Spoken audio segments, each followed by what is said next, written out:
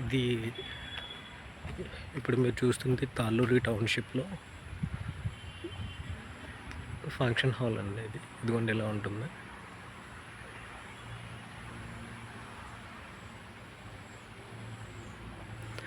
చుట్టూ చెట్లు,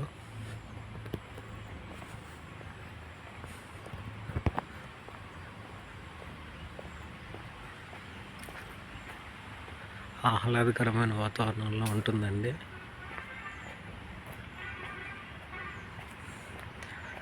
starting phase 1 ఇక్కడ 17,500 పెట్టారు.